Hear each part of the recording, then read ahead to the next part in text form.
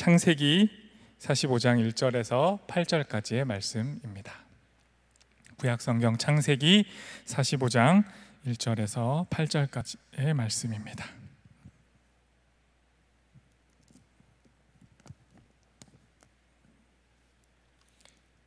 여러분이 한 절씩 교독하고 마지막 절을 함께 읽도록 하겠습니다. 제가 먼저 하나님의 말씀을 읽습니다. 요셉이 시종하는 자들 앞에서 그 정을 억제하지 못하여 소리질러 모든 사람을 자기에게서 물러가라 하고 그 형제들에게 자기를 알리니 그때에 그와 함께한 다른 사람이 없었더라.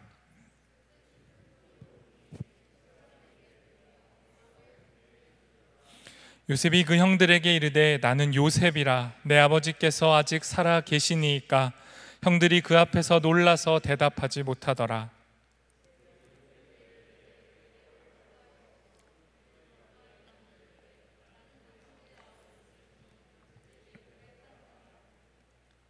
당신들이 나를 이곳에 팔았다고 해서 근심하지 마소서, 한탄하지 마소서. 하나님이 생명을 구원하시려고 나를 당신들보다 먼저 보내셨나이다.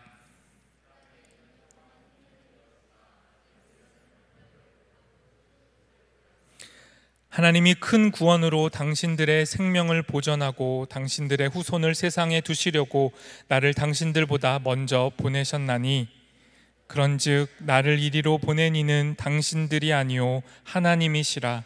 하나님이 나를 바로에게 아버지로 삼으시고 그 온 집의 주로 삼으시며 애굽 온 땅의 통치자로 삼으셨나이다. 아멘.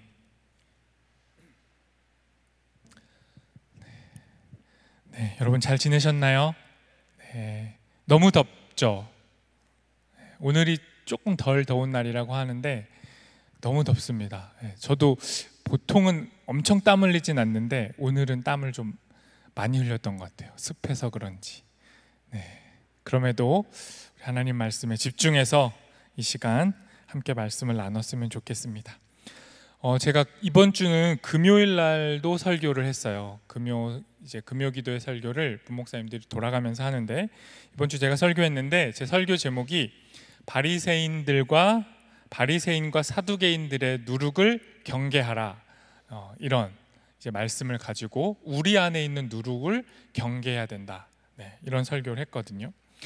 여러분, 예수님이 사역하실 때 가장 많이 부딪히고 다투고 아주 대놓고 분노하시고 싸우셨던 집단이 있어요.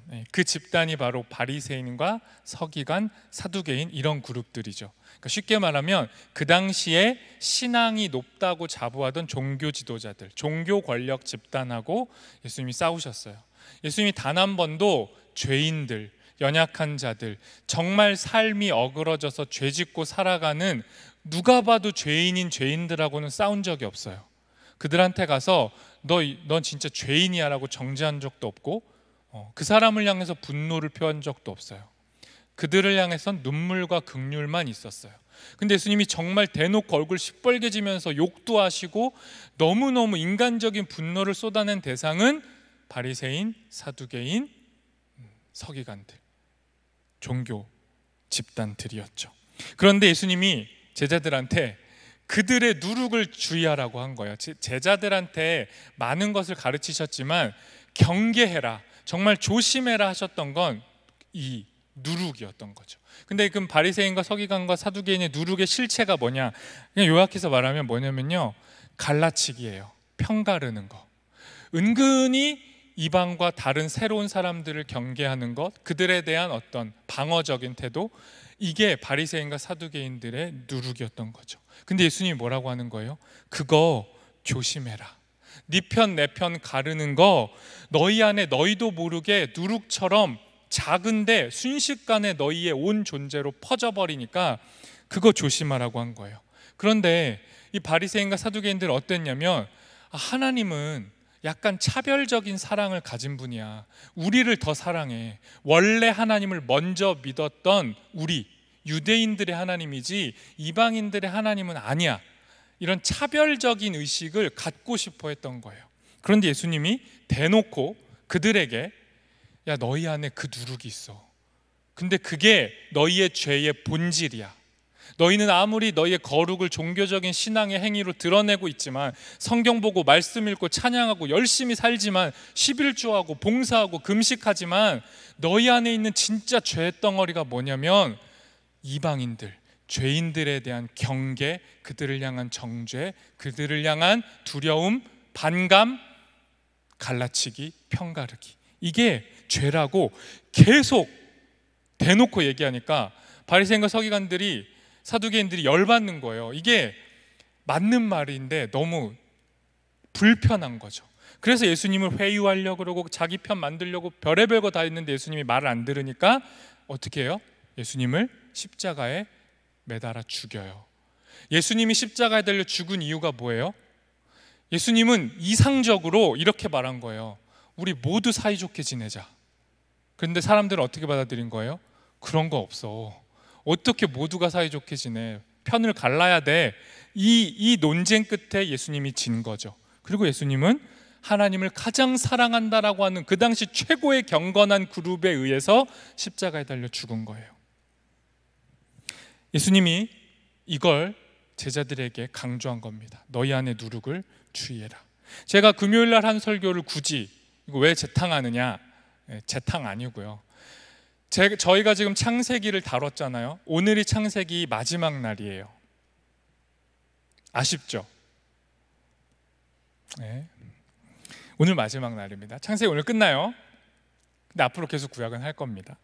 창세기, 우리가 지금까지 살펴본 창세기에서 죄의 본질에 대해서 다뤘어요. 선악과도 다루고 뭐 많이 다뤘잖아요.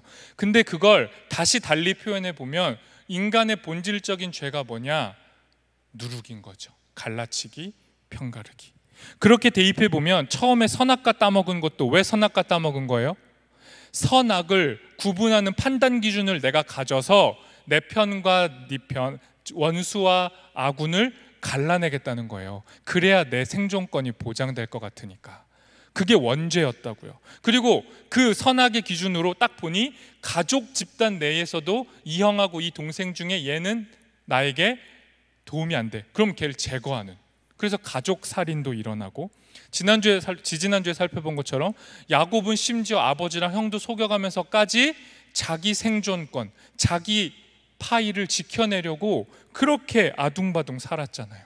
이게 인간 안에 자리 잡은 본질적 죄라는 거죠. 그래서 오늘 제가 나누고 싶은 이야기는 뭐냐? 오늘 창세기 마지막, 창세기 중에 가장 많은 분량을 가지고 있는 이 요셉 이야기, 이 요셉 이야기에 우리 안에 퍼진 누룩이 무엇인지가 이 요셉 가족을 통해서 드러나요. 그러니까 우리 안에 이 본질적인 죄악, 편가르기의 죄악이 어떻게 한 가정을 파괴하는지를 보자고요. 그리고 그 파괴의 모습을 하나님은 또 어떻게 회복하시는지를 함께 살펴봤으면 좋겠습니다. 그래서 오늘은 창세기 마지막 요셉 이야기 하려고 하는데, 창세기 37장부터 50장까지의 거대한 이야기예요. 제가 나름 정말 열심히 압축을 해왔거든요. 근데 길어질 수도 있겠죠. 많은 분량을 압축을 하니까 쉽진 않아요. 그래도 해보겠습니다. 일단요, 요셉은 야곱에게 아내가 4명이 있었어요. 그러니까 2명은 정부인이었고 2명은 첩이었죠. 근데 요셉은 그 2명의 정부인 중에 라헬이라고 하는 야곱이 진정 사랑했고 어찌 보면 유일하게 사랑했던 여자, 그 4명의 아내 중에 유일하게 사랑했던 여자에게서 나온 2명의 아들 중에 맏아들이에요. 그 2명이 요셉이고 1명이 베냐민이죠. 근데 이 라헬은 베냐민 낳다가 죽어요. 세상을 떠나죠. 야곱은 세상 전부를 잃은 거예요. 라헬을 잃을 때. 그래서 어떻게 했냐면 그 라헬에게서 얻은 맏아들인 요셉을 더 각별히 아끼고 차별적으로 사랑한 겁니다. 대놓고 편애를 했어요. 야곱의 편애의 확실한 증거가 뭐냐? 우리가 성경학교 때, 그다음에 주일학교 때 그렇게 많이 다뤘던 채색옷이라는 거죠. 창세기 37장 3절 제가 읽겠습니다. 요셉은 노년에 얻은 아들이므로 이스라엘이 여러 아들들보다 그를 더 사랑함으로 그를 위하여 채색옷을 지었더니. 야곱은 요셉이 너무 예뻤어요. 그리고 채색 옷을 지어줬는데 이 채색 옷이라고 번역된 건 좀 잘못된 번역이고요. 색깔이 있는 옷이란 뜻이 아니고, 그 당시에 채색 옷의 원어의 의미는 뭐냐면 긴 소매가 달린 옷이에요. 그러니까 그 당시에 일반적인 옷은 다 짧아요. 팔이 드러나 있단 말이에요. 근데 긴 소매가 있다는 건 뭐냐? 노동자의 옷이 아니라는 거죠. 귀족의 옷이에요. 노동하기에 부적절한 옷. 그러니까 채색 옷은 귀족의 옷, 명품 옷이었던 거죠. 그런데 이 당시에 자식은 가장 중요한 노동력인데 야곱은 요셉을 노동력에서 제외하고 그를 각별히 보호합니다. 특별 대우를 한 거죠. 그렇게 요셉을 아꼈어요. 그리고 심지어 그 채색 옷이라는 것이 가진 더 중요한 의미가 뭐예요? 장자권이에요. 12명의 아들 중에 누가 탑이라고요? 원래는 첫째가 당연히 장자권을 받아야 되는데 요셉, 막내에게 장자권을 넘긴 거죠. 이때부터 이 집안이 난리가 나는 거예요. 앞에서 살펴봤죠? 장자권 때문에 망가진 가족들의 이야기예요. 근데 여전히 아브라함 때부터 야곱의 아들들에게 이르기까지 장자권 때문에 싸움은 계속됩니다. 그런데 문제는요, 요셉 그 자체에게도 있어요. 성경의 표현대로 하면 요셉이 약 17살 때 문제를 많이 일으켰는데, 17살이면 당시 기준으로는 13살의 성인식을 해요. 그러니까 17살은 그 당시 사회적 기준으로는 어른이에요. 그런데 요셉의 행동을 보면 그는 그냥 어린아이의 인식 수준, 치기 어린 그냥 철부지 어린아이처럼 살아가요. 어떻게 했죠? 형들의 허물을 아버지한테 다 있는 그대로 고발합니다. 본 거 그대로 다 고자질을 한 거죠. 형들은 안 그래도 그냥 요셉이 미워요. 자기들의 지분을 빼앗아간 자 같고 채색 옷 입고 있고 아버지의 사랑을 독차지하니까 미운데, 이 요셉은 형들의 감정과 그 집안의 인간관계에 대해서 소홀했던 거예요. 형들이 어떤 존재죠? 자기 엄마가 한 명이 아니에요. 엄마도 다르고 또 거기에 첩의 아들들이 있어요. 그러니까 첩의 아들들인 형들은 이중적으로 열등감에 사로잡힌 거죠. 근데 요셉이 자기는 가장 사랑하는 아버지의 아내에게서 나온 아들이라는 그 인식에 대해서 겸손함이 좀 필요했는데 전혀 아랑곳하지 않고 그 집안에서 모든 가족관계와 이해관계에 얽혀있는 감정, 갈등 다 무시하고 자기 잘난 맛에 사는 거예요. 그러니까 그 형들이 요셉이 얼마나 싫었겠습니까? 이런 상황 속에서 야곱은 굳이 이 요셉이 아니라 그래도 정부인인 첫째 부인에게서 나온 4명의 아들들이 있었거든요. 그러면 그 4명의 아들을 의지할 만도 했는데 4명 모두를 다 제외하고 요셉을 의지하는 거예요. 왜 그랬냐면 이유가 있어요. 일단 첫째 아들이었던 르우벤, 이 르우벤이 어떤 짓을 하냐면 자기 작은 어머니가 되는, 그러니까 야곱의 첩이 되는 비라를 범해요. 강제적으로 동침합니다. 그래서 모든 신뢰와 장자권이 깨져버린 거예요. 그리고 둘째인 시므온과 레이는 어떤 짓을 했냐면 이 야곱 집안의 유일한 여동생이었던 디나가 세겜이라는 수장에게 강간을 당해요. 그러니까 이 집안 자체 스토리가 매우 비극적이죠. 근데 강간을 당한 것까지도 슬픈데 그거 혈기로 복수하겠다고 거짓으로 속여서 그 세겜 추장 집단하고 화해할 수도 있었는데 그들을 학살해 버립니다. 그래서 이 야곱이 도망치게 되죠. 그리고 또 그리고 나서 마지막 넷째가 유다인데, 우리가 알고 있는 그 유명한 유다. 이 유다는 어떤 짓을 했냐면 무책임하고 또 성적 욕망을 주체하지 못해서 결국 자기 며느리랑 동침을 합니다. 물론 이 말도 안 되는 막장 스토리를 하나님이 바꾸셔가지고 그 혈통에서 다윗이 나오게 하시지만 첫째, 둘째, 셋째, 넷째 다 망가진 거예요. 그래서 야곱은 요셉을 더 의지했던 겁니다. 그리고 결정적인 거, 요셉은요 꿈을 꿔요. 다 아시죠? 그 꿈을 자랑합니다. 근데 그 꿈의 내용이 형들이나 심지어 부모님까지도 달갑지 않을 내용이에요. 거기서 농사짓고 열심히 노동하는데 곡식을 다 이제 걷어서 단을 세워놨는데 요셉의 단은 똑바로 일어서고 나머지 11개 형들의 단이 자기 요셉의 단에게 엎드려 절했다. 이런 꿈 얘기하고, 또 하늘에 해와 달과 그리고 11별이 떠 있는데 모두가 다 자기에게 절하더라. 이런 꿈을 있는 그대로 자랑하듯이 얘기한 거죠. 그러니까 부모까지도 굉장히 우려하면서 점점 요셉은 궁지에 몰리는 겁니다. 그런데 여러분, 중요한 게요, 이 꿈이 요셉이 꾸고 싶어서 꾼 꿈이 아니에요. 요셉이 내가 이 모든 형제들 다 이기고 정점에 내가 설 거야, 이런 꿈을 꾼 게 아니고 그냥 자는데 하나님이 그에게 꿈을 보여준 거죠. 하나님의 꿈이었고 이 꿈 안에는 하나님의 구원의 계획이 담겨져 있었어요. 그런데 요셉은 이 꿈을 해몽할 능력이 없었던 거죠. 아직은 이 꿈을 감당하고 해석할 능력이 없었어요. 그래서 요셉에겐 필연적으로 연단의 시간이 주어져야 했던 겁니다. 그래서 뒤 이야기들이 다 연단의 이야기들인데, 여러분, 우리 신앙에도 나이가 있는데 신앙생활을 아무리 오래 해도 자기 인식 안에서만 하나님을 파악하는 사람들이 있어요. 그러니까 내가 믿는 하나님이 온 세계의 하나님이다, 내가 보는 그것이 전부다라는 이 유아기적인 발상과 인식 수준으로 신앙생활을 여전히 하는 사람들이 있어요. 근데 여러분, 이게 자연스러운 성장 과정이죠. 이 단계를 거쳐야 돼요. 근데 문제가 뭡니까? 여기에 머물러 있는 거예요. 이 인식 수준을 굳게 붙잡고 내가 믿는 신앙과 내 신앙이 우월하다, 진짜다라고 주장하면 그때부터 어그러져 버리는 겁니다. 저도 요셉처럼 내가 가진 신앙이 전부다라고 하는 때가 있었어요. 그때 저한테 제 신앙의 전부는 뭐였냐면 선교, 순교였어요.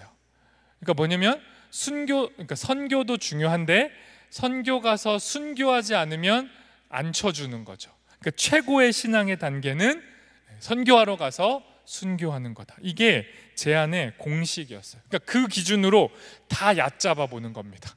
신앙을 다 제가 갈라치기를 하는 거예요. 그렇게 오만한 신앙으로 제가 살았던 때가 있었는데, 여러분, 지금도 선교하고 순교는 매우 귀중해요. 변함없이 소중합니다. 그런데 저는 단순하고 반복되는 일상, 그냥 하루하루를 버티고 사는 거, 집에서, 가정에서, 학교에서, 직장에서 흐릿한 미래를 견뎌내면서 오늘 하루하루를 살아가는 이 일상도 또 다른 순교라는 걸 몰랐던 거예요. 그냥 저는 주를 위해 죽는 것과 주를 위해 사는 게 동일한 무게라는 걸 그때는 몰랐어요. 그러니까 저는 오만했죠. 제 눈과 제 신앙으로 모두를 판단했던 겁니다. 이런 요셉 같은 신앙에서 우리는 자라가야 되는 거예요. 여기에 머무를 수 없습니다. 그래서 하나님이 이 요셉에게 성장의 시련의 시간을 부여하십니다. 그게 37장 15절이에요. 37장 15절 제가 읽겠습니다. 어떤 사람이 그를 만난즉 그가 들에서 방황하는지라. 그 사람이 그에게 물어 이르되 내가 무엇을 찾느냐. 새 번역으로도 읽겠습니다. 어떤 사람이 보니 요셉이 들에서 헤매고 있었다. 그가 요셉에게 물었다. 누구를 찾느냐. 요셉이 자기가 꾼 꿈을 해석해낼 수 있는 성숙의 시간이 필요했는데 그 성숙의 시간을 성경이 뭐라고 하냐면 들에서 방황하는 것, 들에서 헤매는 것으로 말하는 거예요.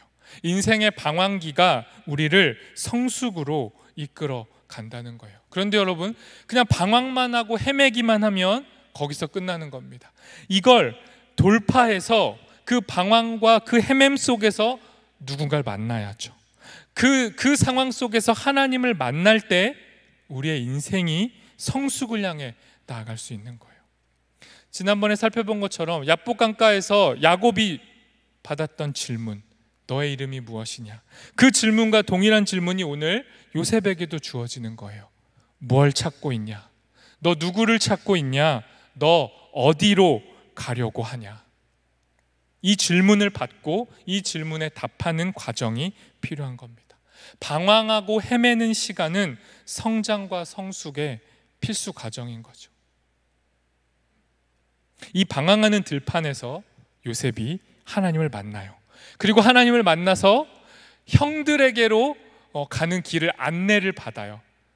굉장히 중요한 포인트인데 이때부터 아이러니하게도 요셉의 인생이 더 망가지기 시작합니다. 그야말로 구덩이에 빠지는 인생이 시작되는 거예요. 창세기 37장 18절에서 20절 세 번역으로 읽어보겠습니다. 그런데 그의 형들은 멀리서 그를 알아보고서 그를 죽여버리려고 그가 그들에게 가까이 오기 전에 음모를 꾸몄다. 그들은 서로 마주보면서 말하였다. 야, 저기 꿈꾸는 녀석이 온다. 자, 저 녀석을 죽여서 아무 구덩이에나 던져놓고 사나운 들짐승이 잡아먹었다고 하자. 그리고 그 녀석의 꿈이 어떻게 되나 보자. 요셉은 꿈을 꾸는 사람이 맞았죠. 꿈을 꿨어요.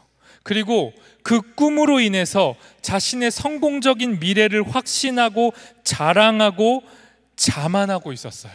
그 꿈을 꾼 순간 정말 모든 형들이 내 앞에 엎드리게 될 거라고 확신하게 된 거죠. 그렇게 떵떵거리며 살던 그때에 요셉이 구덩이에 빠지는 겁니다.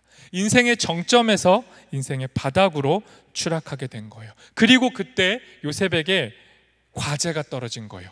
네가 꾼 꿈을 어떻게 해석할 거냐? 모든 형제가 네 앞에 엎드린다고 했는데 지금 너는 그 형들 앞에 엎드리고 있지 않냐? 너의 꿈이 역전돼 버리지 않았냐? 너 이 꿈 어떻게 해석할래? 라는 과제가 주어진 겁니다. 구덩이에서 채색 옷 다 벗겨지고 정말 벌거벗은 채로 구덩이에서 헤매고 있을 때 요셉은 이 해석의 과제를 부여받게 된 거예요. 하지만 요셉은 그 구덩이에서 아무것도 해석하지 못합니다. 도리어 그 구덩이에서 살림은 받았는데 이집트의 노예로 팔려가요. 계속 그의 신분이 이제는 노예로 전락해버리고 그가 꿨던 꿈에서 그의 현실은 멀어져 가는 겁니다. 그런데 여기서부터 요셉이 변화돼요. 요셉이 너무 힘들었는지 아니면 이 힘든 시련이 요셉을 철들게 했는지 요셉이 더 이상 자기가 꾼 꿈을 잡지 않아요. 내 인생 어떻게든 잘 풀릴 거야. 그 꿈 잡지 않아요. 그리고 그 꿈을 꾸게 하신 하나님을 의지하기 시작하는 거예요. 보이지 않는 하나님이 마치 자기의 삶에 동행한다라는 것처럼 성숙한 시선을 가지고 삽니다. 어디서? 이집트에서 노예의 신분으로 꿈에 집착하지 않고 살아요. 그래서 성경이 이렇게 그를 평가합니다. 창세기 39장 2절에서 3절 제가 읽겠습니다. 여호와께서 요셉과 함께 하심으로 그가 형통한 자가 되어 그의 주인 애굽 사람의 집에 있으니 그의 주인이 여호와께서 그와 함께 하심을 보며 또 여호와께서 그의 범사에 형통하게 하심을 보았더라. 요셉이 꿈 의지하지 않고 그저 자기 인생에 함께 하시는 하나님을 의지하기 시작하니까 그야말로 하나님이 요셉과 함께 하실 뿐만 아니라 하나님을 모르는 사람들이 하나님을 보게 되는 거예요. 신앙이 없는 사회 속에서 신앙인으로 살아가는데 세상 사람들이 신앙을 보게 됐다라는 거죠. 이집트는 그야말로 신화적인 세계고 다양한 우상들이 지배하고 있던 시대인데 그 자리에서 여호와 하나님이 어떤 분인지가 요셉을 통해 드러난 겁니다. 근데 여러분 생각해 보세요. 요셉이 도대체 뭘 어떻게 했길래 그 수많은 사람들이 하나님이 요셉과 동행한다라고 인식했을까요? 요셉이 교회를 다녔을까요? 요셉이 주일만 되면 노예인데 저 잠깐 쉴게요 하고 어디 가서 예배를 드렸을까요? 아니면 요셉이 평소에 늘 흥얼거리면서 찬양을 했을까요? 요셉이 혼자 두면 성경을 읽었을까요? 그 당시엔 성경도 없는데 뭘 보고 요셉이 하나님과 함께함을 본 거죠? 다른 거 없습니다. 요셉의 삶의 태도를 본 거예요. 요셉이 보이지 않는 하나님을 마치 보는 것처럼 의식하고 사니까 얘는 도대체 뭐하고 사는 애지? 왜 아무것도 없는데 누군가를 의식하고 살지? 이걸 본 거죠. 그 결정적인 태도가 바로 창세기 39장 좀 길지만 6절에서 10절에 나온 이 노예로 팔려간 요셉의 주인이었던 보디발의 아내, 그 유혹을 물리친 사건에서 요셉의 삶의 태도를 볼 수 있어요. 좀 길지만 39장 6절에서 10절 말씀 제가 읽겠습니다. 주인이 그의 소유를 다 요셉의 손에 위탁하고 자기가 먹는 음식 외에는 간섭하지 아니하였더라. 요셉은 용모가 빼어나고 아름다웠더라. 그 후에 그의 주인의 아내가 요셉에게 눈짓하다가 동침하기를 청하니 요셉이 거절하며 자기 주인의 아내에게 이르되 내 주인이 집안의 모든 소유를 간섭하지 아니하고 다 내 손에 위탁하였으니 이 집에는 나보다 큰 이가 없으며 주인이 아무것도 내게 금하지 아니하였어도 금한 것은 당신뿐이니 당신은 그의 아내임이라. 그런즉 내가 어찌 이 큰 악을 행하여 하나님께 죄를 지으리이까. 여인이 날마다 요셉에게 청하였으나 요셉이 듣지 아니하여 동침하지 아니할 뿐더러 함께 있지도 아니하니라. 아무도 요셉을 감시하지 않았어요. 그 당시 CCTV 없죠. 그런데 요셉은 그 유혹의 순간에 아무도 자기를 보지 않아도 하나님이 자기를 보고 있다라고 의식하고 산 거예요. 하나님의 현존 앞에서 살아낸 거죠. 그러니까 이 유혹을 끝까지 이긴 겁니다. 그런데 이렇게 성숙해지고 뭔가 변화된 요셉의 인생은 잘 풀리지 않아요. 이 사건 때문에 요셉은 누명 뒤집어 쓰고 원래 구덩이에서 더 낮은 구덩이로 떨어집니다. 그래서 이 보디발의 집에 있던 지하 감옥, 그 당시에 고급 정치범을 수용하던 감옥으로 끌려 내려가게 됩니다. 그리고 하나님이 그 감옥에서 그 당시 이집트 권력의 넘버 2, 넘버 3를 만나게 해주시죠. 그리고 그들의 꿈을 해석하게 하시고 더 나아가서는 파라오의 꿈까지 해몽하고 그 공로로 요셉이 드디어 구덩이에서, 감옥에서 빠져나오고 파라오 다음 가는 통치자의 권력의 자리에 오르게 되는 거예요. 꿈으로 시작해서 꿈 때문에 망가진 요셉의 인생이 다시 꿈 때문에 정상으로 올라간 겁니다. 딱 여기까지 설교를 듣고 우린 이렇게 결론을 내리죠. 고생은 했지만 결국 꿈이 실현됐네. 최정상에 올라갔네. 역시 큰 인물이 되려면 고난의 스토리가 있어야 돼. 역경이 꼭 필요한 거지. 이렇게 유명한 사람에게는 이런 성공 스토리가 있어. 이렇게 요셉 이야기를 읽는다면 우리는 여전히 요셉의 그 치기 어린 어린아이의 시선, 내 욕망으로 세상을 판단하는 그 기준으로 성경을 해몽하게 되는 거예요. 그런데 여러분, 안타깝게 교회에서 지금까지 요셉은요 이런 식으로 많이 소비되어 왔어요. 학생들에게 비전을 심어준다 하면서 요셉을 성공신화의 주인공으로 많이 사용했죠. 자기계발서, 인생 성공, 인생 역전, 이런 베스트셀러 사람들이 좋아하듯이 마치 교회 안에도 그런 이야기가 있다, 요셉의 이야기가 그렇다, 이렇게 간증의 재료로 요셉을 사용했단 말이에요. 그런데 여러분, 다시 기억하십시오. 요셉의 꿈은 요셉의 욕망이나 성취가 아니라 하나님의 꿈이었어요. 하나님의 계획이었고 요셉의 삶의 여정을 통해 하나님의 계획을 이루어 가시는 과정이 요셉의 이야기였습니다. 그러니까 요셉이 꾼 꿈의 주체는 요셉이 아니라 하나님이었고, 요셉의 삶이라는 과정을 통해 자신이 보게 된 꿈을 요셉은 해석해 가는 것뿐이었어요. 우리의 삶과 우리의 사명은요, 하나님의 꿈을 꾸고 우리의 인생을 통해 그 하나님의 꿈을 해몽하는 거예요. 해석해내는 거예요. 그게 우리 사명이라고요. 그리스도인들의 사명은 나도 잘 돼야지, 나도 성공해야지, 나도 높은 자리 가야지, 나도 좋은 사람이 돼야지, 다 좋은 거지만 그게 우리의 꿈이 아니라 하나님이 우리 인생을 통해 이루고 싶어 하시는 그 일을 해석해내는 겁니다. 네, 이제 결론입니다. 네. 요셉은요 결국 자신이 꾸게 된, 수동적으로 꾸게 된 꿈을 해석해야만 했어요. 근데 어떻게 해석해냅니까? 오늘의 본문이 그 해석의 결론입니다. 오늘은 제가 오늘 성경 본문을 거의 한번 시작할 때 읽고 다루지 않았어요. 이제 다룰 건데, 요셉이 꿈을 해석한 결과물이 오늘의 본문이에요. 요셉은요 아버지 야곱의 품을 떠나서 오랜 시간을 이집트에서 노예로 살았어요.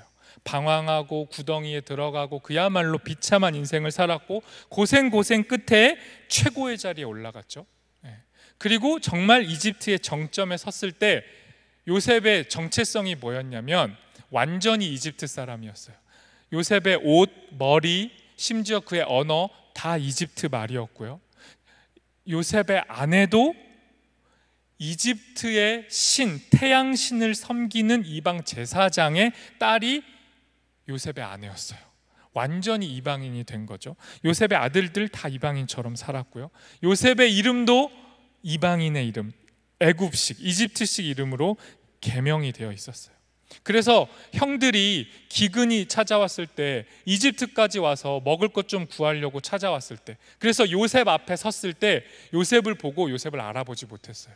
요셉의 언어 자체도 이집트 말이었기 때문에. 근데 그때 요셉은 형들을 단번에 알아봤습니다. 몸이 완전히 이집트화 되어 있는 요셉이었지만 요셉의 정신과 영혼은 여전히 하나님 그리고 그의 아버지, 그의 고향을 향하고 있었던 거예요. 요셉의 이집트식 이름이 뭐냐면 사브낫 바네아예요. 근데 이 사브낫 바네아의 뜻이 뭐냐면 신의 계시를 드러내는 자죠. 그러니까 애굽식 이름을 가지고 있었지만 요셉의 정체성이 뭐였어요? 신의 꿈을 풀어내는 자였던 거죠. 요셉은 그 삶 자체가 꿈을 해석해내는 자였어요. 그리고 하나님이 이제 이 요셉을 통해 하나님의 꿈을 풀어내는 겁니다. 오늘의 본문을 마지막으로 세 번역으로 읽을 텐데요, 같이 읽겠습니다. 이 본문이 요셉의 해석이에요.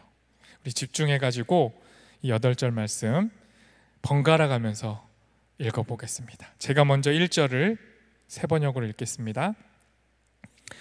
요셉은 북받치는 감정을 억누르지 못하고 자기의 모든 시종들 앞에서 그만 모두들 물러가라고 소리쳤다. 주위 사람들을 물러가게 하고 요셉은 드디어 자기가 누구인지를 형제들에게 밝히고 나서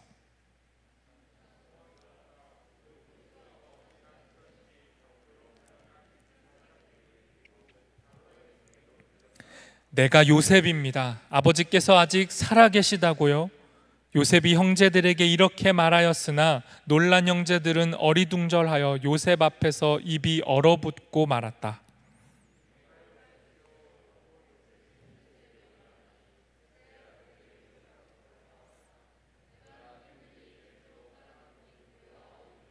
그러나 이제는 걱정하지 마십시오. 자책하지도 마십시오. 형님들이 나를 이곳에 팔아 넘기긴 하였습니다만 그것은 하나님이 형님들보다 앞서서 나를 여기에 보내셔서 우리의 목숨을 살려주시려고 그렇게 하신 것입니다.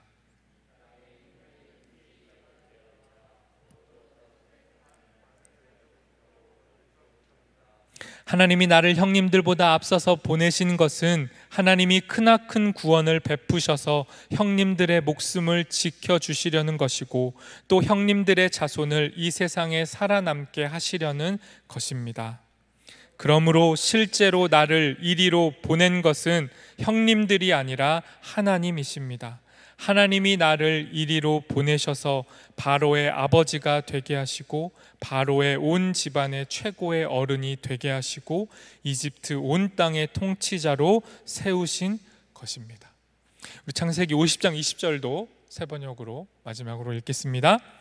형님들은 나를 해치려고 하였지만 하나님은 오히려 그것을 선하게 바꾸셔서 오늘과 같이 수많은 사람의 생명을 구원하셨습니다. 드디어 요셉이 자기가 꾼 꿈을 바르게 해석한 거예요. 구덩이에 들어갔고 인생의 역경을 다 거치면서 하나님의 꿈에 담긴 의미를 해석한 겁니다. 건방진 꿈꾸는 녀석이 오는 게 아니라 하나님의 꿈을 삶으로 해몽하고 하나님의 용서와 화해와 구원을 선포하고 있는 거예요. 자신을 죽이려고 했던 형들 앞에서 형들 너무했다, 진짜 그건 아니었지라고 말하고 있는 게 아니라 형들 자책하지 마십시오. 당신들의 인생도 하나님이 다루셨고 나의 인생도 하나님이 다루셔서 지금 이 자리에 우리가 만난 겁니다. 하나님이 하나님의 꿈을 우리 가정을 통해 이루고 있는 겁니다. 하나님은 우리를 통해 생명을 구원하고 싶으셨던 거예요. 이제 우리 가정을 통해 우리의 후손들 대대자손이 이 땅에서 생명을 누리게 될 겁니다. 이게 요셉의 해석이었어요. 결코 17살 그 치기 어린 때에는 감히 해석할 수 없었던 그 꿈, 나만 드높아질 것이라고 착각했던 그 욕망에 사로잡힌 꿈이 정반대로 해석된 거라고요. 요셉을 드높이려고 한 게 아니라 요셉을 통해 모두를 구원하시려는 하나님의 의지가 실현된 겁니다. 설교 마칠 텐데요, 여러분, 근데 솔직히 아무리 그래도 여러분 요셉처럼 살고 싶습니까? 끝이 확실하다면, 결과가 총리라면 견뎌내시겠죠. 근데 끝을 몰라요. 그냥 하나님 믿어서 성공하고 싶고, 하나님을 좀 덜 의지하고 덜 붙들어서 세상으로부터 덜 욕먹고 그냥 그만하게 살고 싶은, 몸을 사리면서 살고 싶은 게 우리 생각이잖아요. 그런데 하나님이 우리의 이런 찌질함, 못남, 비굴함, 그리고 타협하는 비겁함에도 불구하고 하나님이 요셉 같은 어린 시절을 살고 있는 우리를 포기하지 않고 우리를 구덩이에 밀어 넣으시는 거예요. 구덩이에서 나오면 더 깊은 구덩이로 집어넣는 겁니다. 마치 불로 금을 연단하듯이, 그래서 정금이 나오듯이 하나님이 우리를 끝까지 연단하시고, 그리고 마침내 하나님을 만나게 하시는 거예요. 이 하나님의 여정, 요셉의 삶을 통해 들어졌던 그 삶의 여정이 우리의 여정이었으면 좋겠습니다. 결코 달갑지 않을 수 있지만 그렇게 하나님을 만났으면 좋겠습니다. 그래서 우리도 요셉처럼 간증할 수 있었으면 좋겠어요. 내 꿈을 이뤘습니다. 고생 끝에 제가 성공했어요. 이런 자기 성공담 말고, 이런 간증 말고, 하나님이라는 말은 쓰고 있지만 솔직히 내 꿈, 내 소망, 내 성취를 자랑하고 싶은 그런 간증 말고, 하나님이 내 삶을 통해 하나님의 꿈을 이루셨습니다. 하나님의 용서와 화해와 구원을 이루셨습니다. 이렇게 하나님의 꿈을 해석해내는 진정한 꿈의 해몽가, 하나님의 비전의 해석자들이 우리가 되기를 소망합니다. 우리 이 시간 함께 찬양하고 잠깐 기도하도록 하겠습니다.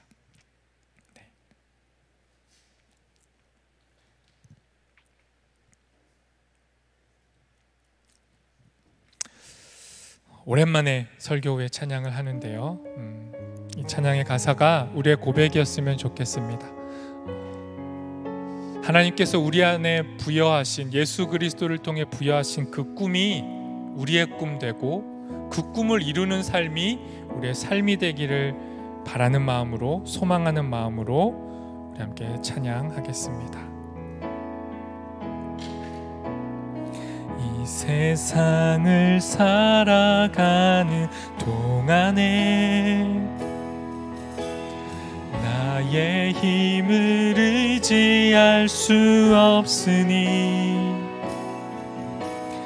기도하고 낙심하지 말 것을 주께서 참 소망이 되심이라. 주의 길을 걸어가는 동안에, 주의 길을 걸어가는 동안에 세상의 것 의지할 수 없으니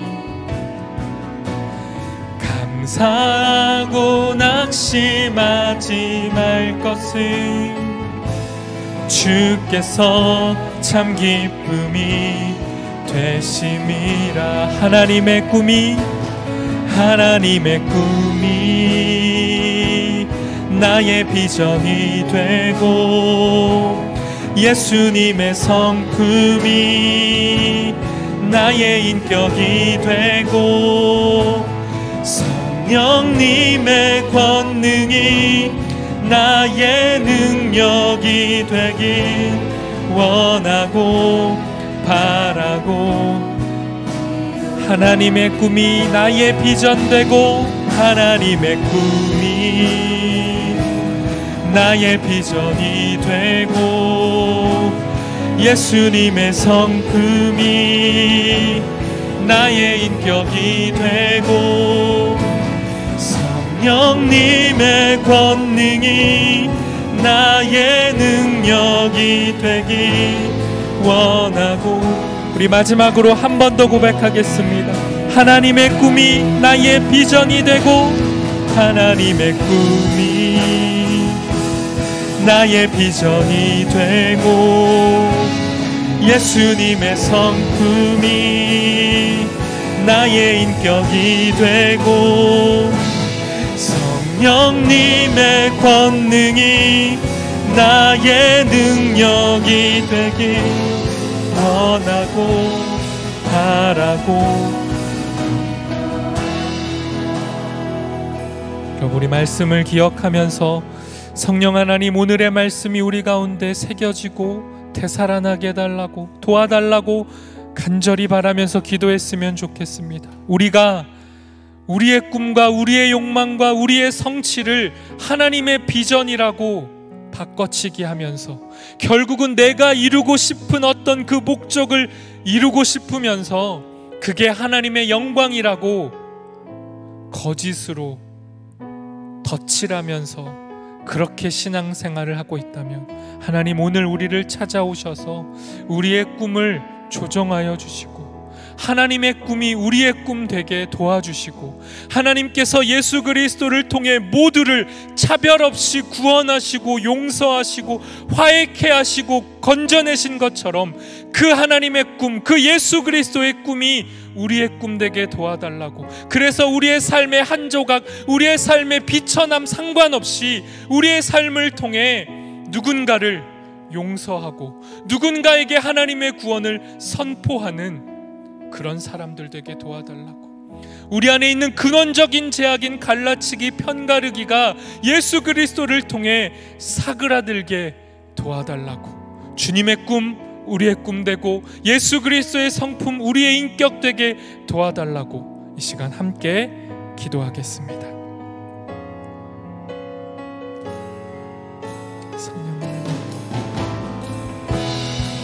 주님, 우리의 이 말씀이 우리의 삶 되기를 소망합니다. 주님 오셔서 이들을 다스리시고, 이들 안에 주의 말씀을 새롭게 하시고, 이들 안에 성령을 부으셔서 우리 안에 있는 헛된 욕망들이 다시금 자리를 바로잡게 도와주시고, 나의 성취와 성강 상관없이 하나님이 이루고 싶어 하시는 그 용서와 구원의 꿈이 우리의 삶을 통해 실현될 수 있도록 우리의 삶을 인도하시고 붙잡아 주시고 우리를 성숙해 도와주십시오. 고난과 고통의 시간을 통과할 수 있도록 우리와 함께하여 주시옵소서.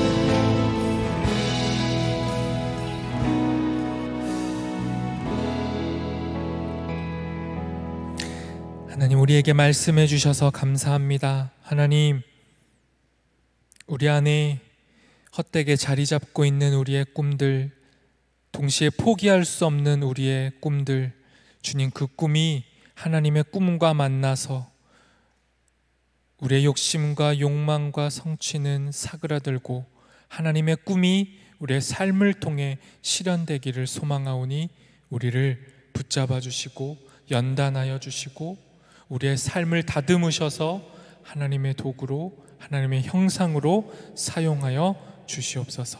예수님의 이름으로 기도합니다. 아멘.